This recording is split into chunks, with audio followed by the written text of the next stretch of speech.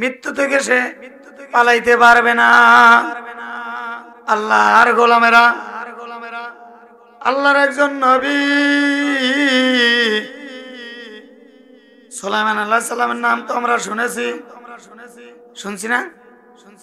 দাউদ আলাইহিস সালামের সন্তান সুলাইমান আলাইহিস সালামকে আল্লাহ পাক এত বড় রাজত্ব দান করেছিলেন, গোটা পৃথিবীর বাদশা ছিলেন। জোরে বলি সুবহানাল্লাহ। এই সুলাইমান আলাইহিস সালাম আমি আর আপনি যেমন কোরআন এবং হাদিসের আলোচনা শুনতেছি এবং বলতেছি, এই রকম সুলাইমান আলাইহিস সালামের উপর যে কিতাব নাজিল করা হয়েছে ওই কিতাবের আলোচনা শুনতেছে, আলোচনা করতেছে এবং জনগণ তার উম্মতেরা শুনতেছে।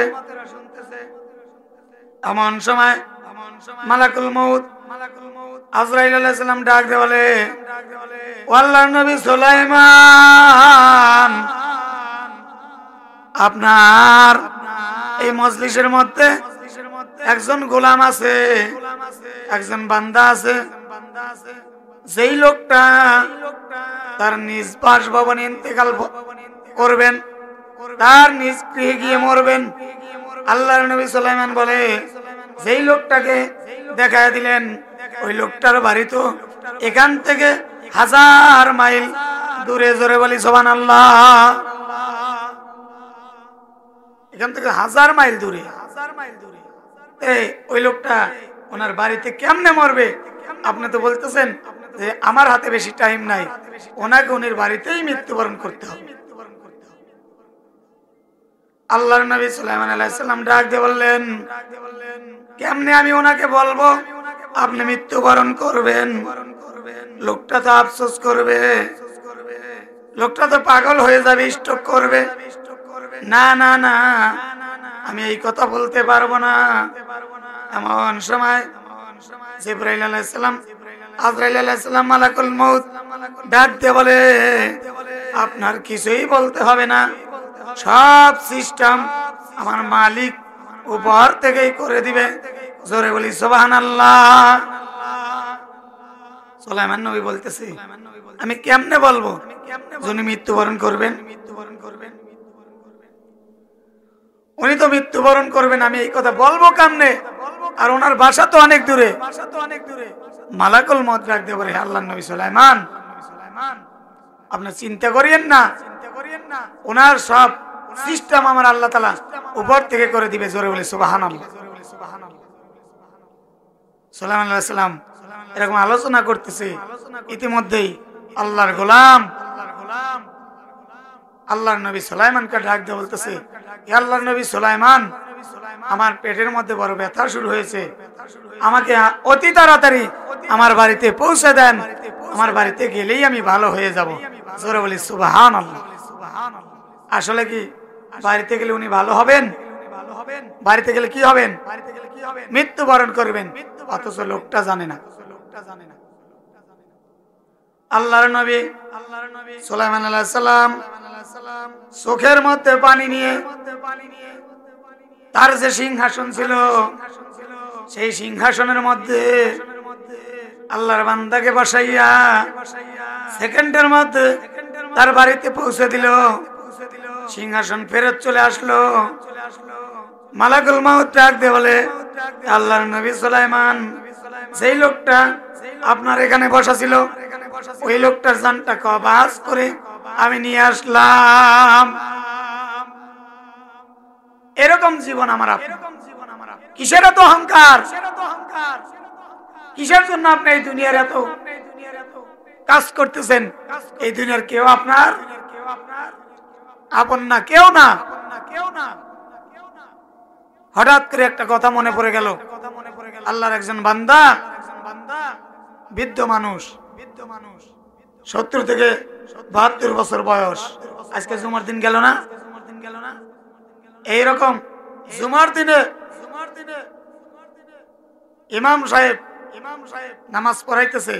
যারা মুরব্বী, যেমন আমার হাজী সাহেব ভাই আছে, যারা মুরব্বী যদি এক জুমায় না থাকে আমরা কিন্তু মাঝে মাঝে জিজ্ঞেস করি, কি ব্যাপার, কই গেছে লোক? এরকম বলি না? ইমাম সাহেব ডাক দিয়ে বলতেছে, কি ব্যাপার, অমুক চাচা মিয়া কই গেছে? একজন মুসল্লি ডাক দিয়ে বলতেছে, হুজুর, যেই চাচা মিয়া অমুক চাচা আব্দুর রহমান বা আব্দুর রহিম চাচা, যিনি চেয়ারে বসিয়া মসজিদের মধ্যে নামাজ পড়ে, আমি জুমার নামাজের আগে দেখে আসলাম চাচা এমন কাঁচা দিছে, কাঁচা দিয়ে ইরির ক্ষেতের আইল ঠিক করতেছে। এমন মানুষ মনে হয় নাই আমাদের সমাজ। ইরির ক্ষেতের আইল ঠিক করতেছে, অথচ মসজিদে আসলে ওনার ব্যথা শুরু হয়ে যায়। ইমাম সাহেব ডাক দিয়ে বলে, না না, তা হতে পারে না, চাচা মিয়া তো চেয়ার ছাড়া নামাজ পড়তে পারে না, ওনার তো এত বড় কাজ করা সম্ভব না, আপনি হয়তো ভুল দেখেছেন। বলে, আমি নিজে চোখে দেখেছি, যদি আপনার বিশ্বাস না হয়, এখন তো নামাজ শেষ হয়েছে, চলেন আমার সঙ্গে চলেন। ইমাম সাহেবকে ডাক দিয়ে যখন নিয়ে যাওয়া হলো, নিয়ে যাওয়ার পর আল্লাহর বান্দা ঠিক যেইভাবে বলেছে, সত্যই ওই মুরব্বী আল্লাহর গোলাম ওইভাবে কাজ করতেছে। ইমাম সাহেবকে দেখার সঙ্গে সঙ্গে আল্লাহর গোলাম লুঙ্গিটা সেরে হুজুরকে সালাম দিয়ে বলে, হুজুর, আপনি হঠাৎ করে এত দূর কেন? ইমাম সাহেব ডাক দিয়ে বলতেছে, বাবা, আপনি আজকে মসজিদে যান নাই কেন? বলে, বাপুরে, আমি চকে এসে দেখি, মাঠে এসে দেখি যে আমার বেটারা অনেকদিন ধরে আমি খেত খোলা আসি না, আমার বেটারা আইল ছাড়িয়ে দিছে, খেত ছাড়িয়ে দিছে, জনগণ আমার ক্ষেতের মধ্যে আছে, তাই একটু আমি আইল ঠিক করতেছি। বলতেছি, এত কাজ আপনি কার জন্য করেন? এই দুনিয়ার কেউ আপনার আপন না। বলে, হুজুর, আপনার ধারণা ভুল। আমার ছেলের বউদের থেকে শুরু করে আমার মেয়েরা, আমার ছেলেরা, আমার বিবি পর্যন্ত আমার জন্য জীবন দিতে। ইমাম সাহেব ডাক দিয়ে বলতেছে, চাচা মিয়া, আসলে আপনার জন্য কেউ জীবন দিবে না, আপনি কাজ করেন, এর কারণে সবাই আপনাকে ভালোবাসে। আপনি কাজ করা বন্ধ করে দেন, আর আপনাকে কেউ ভালো বাসবে না। চাচা মিয়া বিশ্বাস করে না, ইমাম সাহেবও ছাড়ে না। ইতিমধ্যে আল্লাহর বান্দা ইমাম সাহেব বলতেছে, চাচা মিয়া, একবার মরার আগে মরে দেখেন কি কত ভালোবাসে। হুজুর, বুঝলাম না, কেমনে মরার আগে মরবো? বলে, আমি একটা বুদ্ধি দেব, যদি আপনি আমার সঙ্গে থাকেন। কি বুদ্ধি? আল্লাহর বান্দারা, এইবার মসজিদের ইমাম সাহেব আর ওই যে সঙ্গে একজন লোক আছে এবং চাচা মিয়া, তিনজন পরামর্শ করিয়া বললে, এই কথাটা আমাদের মধ্যেই থাকবে, দুনিয়ার কেউ যেন জানতে না পারে। কে কত ভালোবাসে একটু পরীক্ষা করে দেখি। আল্লাহর বান্দারা, এমন সময় ওই চাচা মিয়ার হাতের মধ্যে একটু বেলের দিয়ে কেটে দিলেন, কেটে দিয়ে ব্যান্ডেজ করে দেওয়া হলো। ব্যান্ডেজ করে দেওয়ার পর ইমাম সাহেব ডাক দিয়ে বলে, চাচা মিয়া, আপনি কিন্তু মরার আগে মরে যাবেন, আর কিন্তু চেতন হবেন না। দেখি কে কতটুকু আপনাকে ভালোবাসে। আল্লাহ পাক বলেছেন, মরণ একদিন হবে মোদের, মিথ্যা নয় ভাষা, মোদের একদিন ফুরিয়ে যাবে সকল মনের আশা। আল্লাহর গোলামেরা, এইবার পরামর্শ হয়ে গেল। আল্লাহর বান্দার হাতের মধ্যে একটু কেটে দিয়ে ব্যান্ডেজ করে দেওয়া হলো। ব্যান্ডেজ করে দেওয়ার পর ওই দুইজন ধরাধরি করে বাড়িতে নিয়ে গেল। খুব খেয়াল করে শুনতে হবে ভাইজানেরা, বাড়িতে নিয়ে যাওয়ার পর এরকম সন্তানরা সব চলে আসলো, বিবিরা চলে আসলো, মেয়েরা কানতে কানতে আসে। কানতে আর বলে, আমার আব্বা নাই, আমার আব্বা বুঝি দুনিয়ার থেকে চলে গেল। এইরকম আলোচনা শুরু হয়ে গেল। আল্লাহর বান্দারা হঠাৎ করিয়া আল্লাহর গোলাম ইমাম সাহেব ডাক দিয়ে বলে, ভাইজান আপনারা কই আছেন? আমার কাছে আসেন। আমি দেখেছি আপনার আব্বাকে বিষাক্ত সাপ কামড় দিয়েছে। আসলে কি সাপ কামড় দিয়েছে? মরার আগে একবার মরা লাগবে। এইবার 5টা ছেলে, তার মধ্যে বড় ছেলেটা বলতেছে, হুজুর যত টাকা পয়সা লাগুক ওজাকে খবর দেন, আমার আব্বার বিষ তুলে দিক, আমার আব্বা বেঁচে যাবে। টাকা পয়সার চিন্তা আপনি করবেন না। এমন সময় আল্লাহর বান্দা আশপাশের যতগুলো ওজা আছে তাদের সাথে কথা বললেন, বললেন আপনারা একটাই কথা বলবেন, যেই বিষাক্ত সব কামড় দিয়েছে এর থেকে বাঁচার কোনো উপায় নাই। একটা উপায় আছে, যেই ব্যক্তি এখানে মুখ লাগায়া এই বিষ তুলে দিবে ওই লোকটা মারা যাবে আর এই চাচা মিয়া বেঁচে যাবে। কথা কি বুঝলেন? একটা উপায় আছে। ওজা যাকেই ডাক দেওয়া হয় বলা আছে, সব ওজাই একই কথা বলছেন। ভাই আপনারা কোথায় আছেন? আসেন। আপনার আব্বাকে কি বাঁচাইতে চান? যে হ্যাঁ আমার আব্বাকে বাঁচাই। তাহলে একটা কাজ করেন, আপনারা যে কোনো এক ভাই আপনার আব্বার মুখের হাতের মধ্যে মুখ লাগায়া বিষ তুলে নেন, আপনি মারা যাবেন, আপনার আব্বা বেঁচে যাবেন। চাচা কি মরছে? ঘুমায়েন না, একটু জিকির করেন লা ইলাহা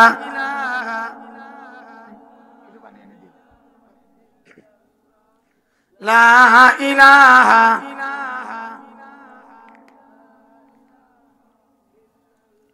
জোরে লা ইলাহা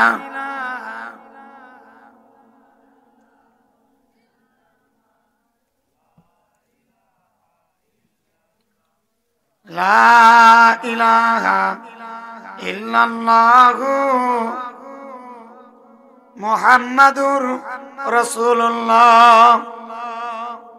পরীক্ষা কিন্তু শুরু হয়ে গেছে। এইবার আল্লাহর বান্দা বড় ছেলেকে ডাক দেওয়া হলো, ভাইজান আপনি এসে এখানে হাতের এখানে মুখ লাগান। এইবার বড় ছেলে ডাক দেওয়া বলে, না রে ভাই, আব্বা বৃদ্ধ হয়ে গেছে, উনি এখন দুনিয়া থেকে চলে গেছে।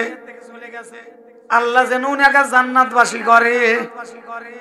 আমার এখনো অনেক কাজ বাকি। একটাই আফসোস লাগতেছে, আব্বা বেঁচে থাকলে কত কাজ করতো। আব্বা গরুগুলো খাবার দিত, এরকম বাড়ির কাজগুলো করে দিত, ক্ষেত খামারের কাজ করতো। আজকে আব্বা চলে গেল, এই কাজগুলো কে করবে? আফসোস করতেছে। ভাইজান আমার পক্ষে সম্ভব না। দ্বিতীয় ছেলেকে ডাক দেওয়া হলো, ভাইজান আপনি আসেন। বলে না না না, আমার এখন বয়স কেবল এর চেংরা বয়স, অল্প বয়স, আমার পক্ষে সম্ভব না। একজন, দুইজন, তিনজন, চারজন, 5-5টা ছেলে চলে গেল। চাচা কি মরছে? মরছে নাকি? আল্লাহর বান্দা সব কিছু শোনে, চোখের পানি টপ টপ টপ টপ করে ওই যে কাপড়ের মধ্যে থেকে ফেলে আর আল্লাহকে ডাক দেবে, আল্লাহ ও ধরতরা, কেউ দেখতেছি আমাকে ভালোবাসে না, শুধু আমার অর্থের জন্য আমাকে ভালোবাসে, আমার কাজের জন্য আমাকে ভালোবাসে, এরা আমাকে ভালোবাসে না। আল্লাহ এই বলি আল্লাহর বান্দা কান্দে। কিছুক্ষণ পর ছেলের বয়েদেরকে ডাক দেওয়া হলো। তারা ডাক দিয়ে বলে, না না না,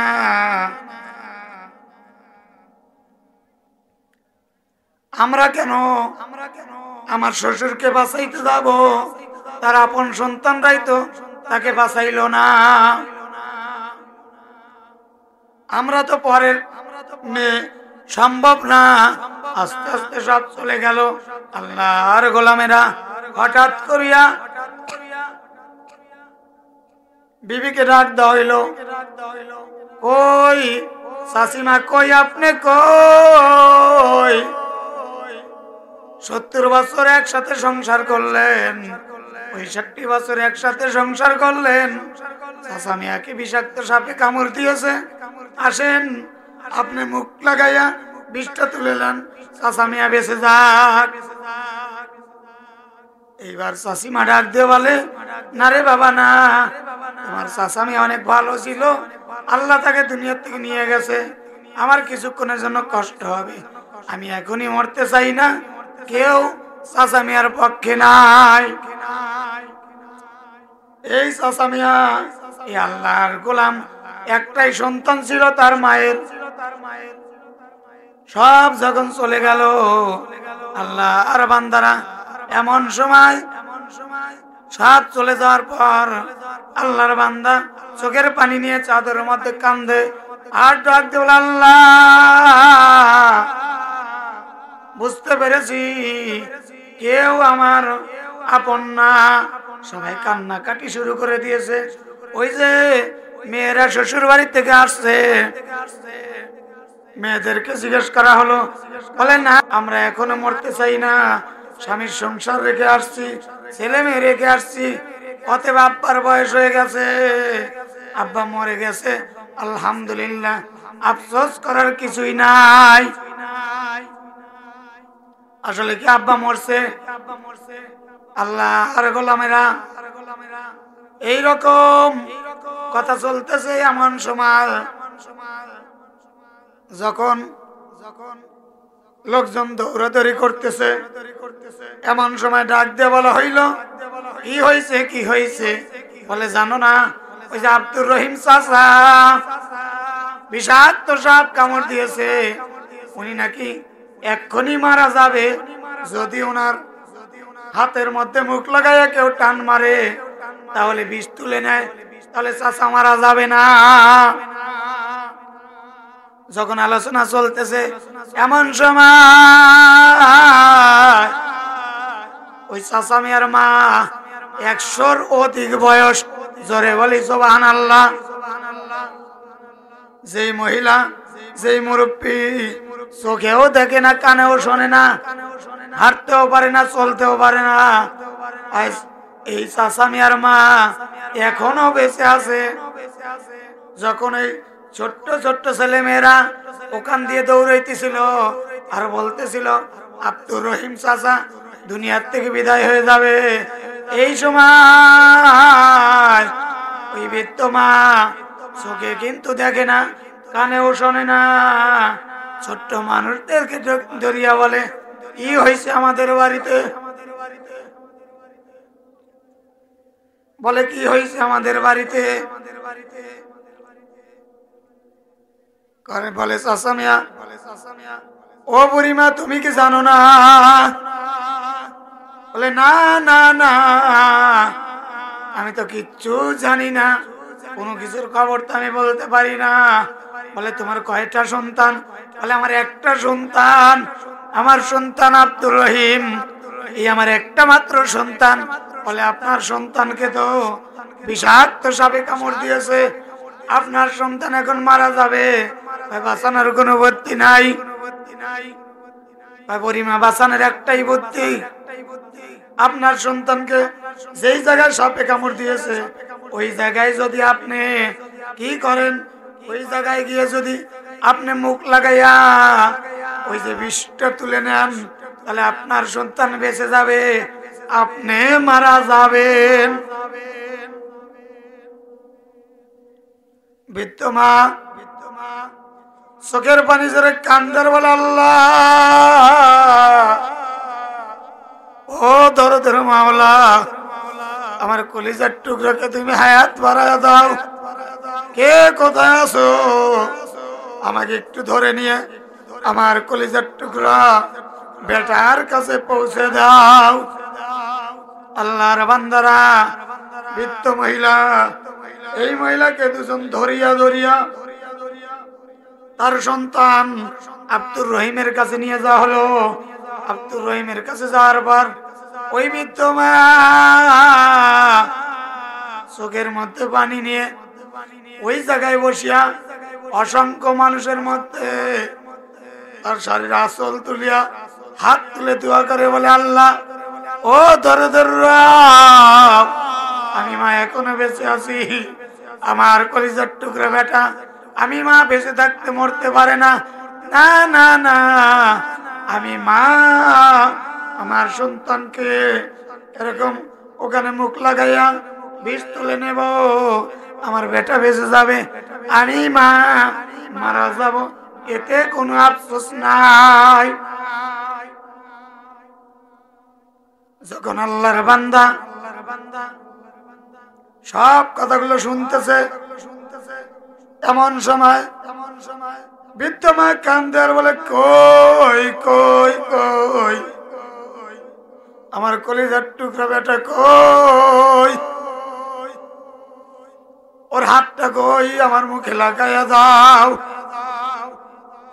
এ মা বোনেরা আমার, এ পর্দানিশী মা, এ বোনেরা আমার, আমার সামনে উপবিষ্ট আমার মুরব্বী ভাইজানেরা, বাবাজিরা, এইবার মা জননী যখন হাতটা মুখটা ছেলের হাতে লাগাইবে, এমন সময় এই বৃদ্ধ আব্দুর রহিম বিছানার থেকে উঠিয়া মায়ের বুকের মধ্যে মায়ের পাও জড়ায় ধরে বলে, মা ও দরদের মা, আজকে 35 বছর হয়ে গেল, আমি আমার ছেলে মেয়ের জন্য, আমি আমার বিবি বাচ্চার জন্য তোমাকে 35 বছর ধরে আমি মা বলে ডাকতেই না। ও মা, তুমি তো কোনোদিন আমার পর রাগ করো নাই, এইবার মা ডাকতে হলে বেটা রে, 35 বছর ধরে তুই আমাকে ডাকিস না, এতে আমার মার কোনো আফসোস নাই। আমি শুনেছি আমার কলিজার টুকরা বেটা সাপে, বিষাক্ত সাপে কামড় দিয়েছে, আমার কলিজার টুকরা বেটা মারা যাবে, আমি মা হয়ে কেমনে তা সহ্য করব। মা বলে, বেটা রে, তুই আমাকে এত বছর ধরে মা ডাক দিস না, প্রতিটা রাত প্রতিটা সেকেন্ড আমি মা তোর জন্য চোখের পানি ফেলে ফেলে কান্দি আর বলে, আল্লাহ আমার আব্দুর রহিম আমাকে মা না বললো, কিন্তু আমার বেটা যেন সুস্থ থাকে, ভালো থাকে, আল্লাহ আমার একটা আরজি, আমি মা যেন মরার আগে আমার কলিজার টুকরা বেটার আর একটা বার মা ডাক শুনতে পাই। সন্তান চোখের পানি নিয়ে বলে, মা তুমি এত ভালোবাসো, আমি কখনো বুঝতে পারি নাই, তুমি আমাকে মাফ করিয়া দিও। সব ছেলে মেয়েরা অবাক হয়ে গেল, কি ব্যাপার, আব্বা তো মারা যায় নাই। ইমাম সাহেবকে এইবার চাচা মিয়া হাত বাড়াইয়া ডাকতে বলে, হুজুর আপনি আমার বুকের মধ্যে আসেন, আপনি ঠিক আমি ভুল, দুনিয়ার কেউ আমাকে ভালোবাসে না, মরণ এমন একটা ব্যাধি, মরার আগে একবার মরে দেখলাম, দুনিয়ার কেউ ভালোবাসে না, সবাই শুধু স্বার্থের জন্য ভালোবাসে। বন্ধুরা রে আমার, ছোট্ট একটা ঘটনা বলেই আপনাদের কাছ থেকে বিদায় নেব। কুল্লু নাফসিন যায়কাতুল মাউত, প্রত্যেকটা প্রাণীকেই একদিন না একদিন মৃত্যুর স্বাদ গ্রহণ করতেই হবে। এ বন্ধুরা আমার, অল্প টাইম কথা বলবো, কথা বলে আমি শেষ করে দেব। আমার বন্ধুরা, এই তো নাটোরে একটা প্রোগ্রামে গিয়েছিলাম। এই প্রোগ্রামে গিয়ে আমি যখন এই ঘটনাটা, আমি যত জায়গায় যাই প্রায় বলি, কারণ এই ঘটনাটা বলার উদ্দেশ্য আছে। আমি যখন প্রোগ্রামে গিয়েছিলাম মাদ্রাসা মোড়, এই মাদ্রাসা মোড়ে গিয়ে ইমাম সাহেব, ওইখানের ইমাম সাহেব আর আমি একই সাথে খানা খাইতেছি, এমন সময় তাকায় দেখি ইমাম সাহেব মুখের মধ্যে খানা নেয় না, চোখের মধ্যে পানি। আমি ডাকতে বললাম, ভাই, হুজুর ভাই, আপনি কেন খানা খান না? আপনার কি হয়েছে? আপনার মনটা কেন খারাপ? চোখের মধ্যে পানি কেন? ডাকতে বলে, হুজুর, আমিরুল ভাই, এই তো আজ প্রায় 30 দিন হয়ে গেল আমার বিবিটা দুনিয়ার থেকে বিদায় হয়ে গেছে। আমি এর কি চলে বললাম, ভাই, বিবি একটা চলে গেছে আর একটা আসবে, এটা তো আপনার সুখের সংবাদ। এই বলার সঙ্গে সঙ্গে আল্লাহর বান্দা আর জোরে কাঁদতেছিল। ভাইজান, আমি কি কোনো কিছু ভুল বলেছি? বলে, ভাইজান, আমি তো বিবির জন্য কান্দি না রে ভাই। কার জন্য কান্দেন? বলে, ভাই, আমার বিবি যেই দিন মারা গেছে আজকে 35 দিন হয়ে গেল। আমার একটা ছেলে আর একটা মেয়ে রেখে মারা গেছে। মেয়েটার বয়স হলো 3.5 থেকে 4 বছর, আর ছেলেটার বয়স হলো 7 বছর। ভাই, কত সপ্তাহের কথা। ডাক দিয়ে বলে, ভাইজান, আমি যেহেতু একটা মসজিদে নামাজ আদায় করি, আমি ঈশার নামাজ পড়িয়া কোনোদিন দেরি করি না। মসজিদের মুসল্লিরা আমাকে জিজ্ঞাসা করলো, ইমাম সাহেব হুজুর একটা মাসলা জিজ্ঞাসা করবো, বলে দেন। আমি যখন মাসলা বলতেছিলাম একটু দেরি হয়ে গেল, আমি আস্তে আস্তে একটু দেরি হয়ে গেল। এমন সময় আমি বাড়িতে আসিয়া আমার ছেলেকেও খুঁজে পাই নাই, আমার মেয়েকেও খুঁজে পাই নাই। যেহেতু ওদের মা বেঁচে নাই, আমি ওদের মায়ের মতো ভালোবাসা দিতে পারি না, কিন্তু যথেষ্ট আমি চেষ্টা করি। বলে, ভাইজান, যত জায়গায় যান কথাটা বলবেন, ইতিম কি জিনিস। বলে, আমি খুঁজলাম, সব জায়গায় খোঁজ লাগাইলাম, শ্বশুর বাড়ি খোঁজ লাগাইলাম, ভাইয়ের বাড়ি খোঁজ লাগাইলাম, পাড়াপিতিকে খোঁজ লাগাইলাম, সব জায়গায় আমার খোঁজা শেষ। কোথাও যখন খুঁজে পাই নাই, আমি পাগল হয়ে গেলাম।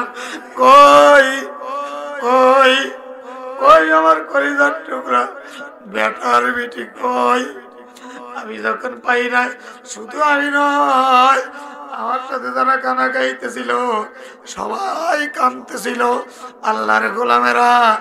বললাম, ভাই, কি হইল তারপর?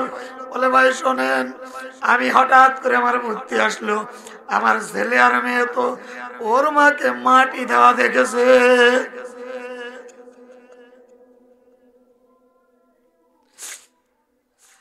বলে, আমি আর কোনো জায়গায় দেরি করলাম না, আমি ছুটে কবরস্থানে চলে গেলাম। ভাই, বিশ্বাস করবেন না, কবর দেওয়ার পর চতুর্দিক দিয়ে বাতা দিয়ে বেড়া দেওয়া হয়, ওই বেড়াগুলো আমার ছেলে টেনে টেনে তুলে ফেলেছে। আবার চরার দিয়েছে, কবর ঢেকে দেওয়া হয়, এই চরারটাও টেনে তুলে ফেলেছে। আমার এই ছোট্ট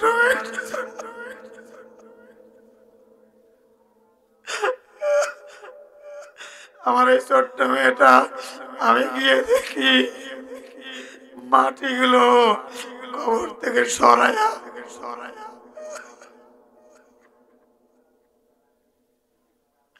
ডাকতে বলে, ও মা, আজকে এত দিন হয়ে গেল, তুমি কেন আমাকে ভাত মাখাইয়া দেও না? আপু বলে, তুমি নাকি মারা গেছো। আপু মিথ্যে কথা বলেছে, আমি আজকে তোমাকে না নিয়ে বাড়িতে যাবো না।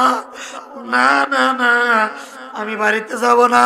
এই যে আমার ছোট্ট ভাই রিদওয়ান সিদ্দিকী একদিন আমার বাসায় ছিল, হঠাৎ করে বলে, ভাই, আমার আম্মু ফোন দিয়েছে, শরীরটা অসুস্থ।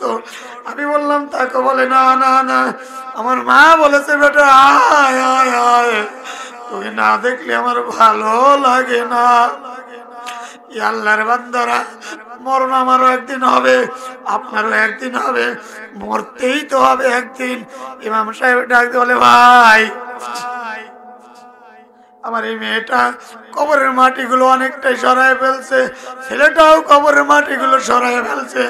আর বলে ওই ছোট্ট মেয়েটা ভাইটাকে ডাকতে বলে, ভাইয়া ও ভাই, আজকে আম্মুকে না নিয়ে কিন্তু আমরা বাড়িতে যাব না।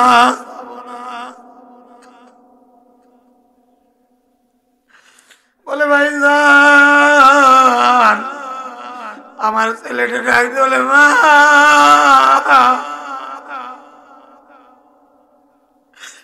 তুমি যেদিন কাছে মাটির তলে পলাইছো, সেই দিন থেকে কেউ আমাকে স্কুল ড্রেস পরাইয়া দেয় না।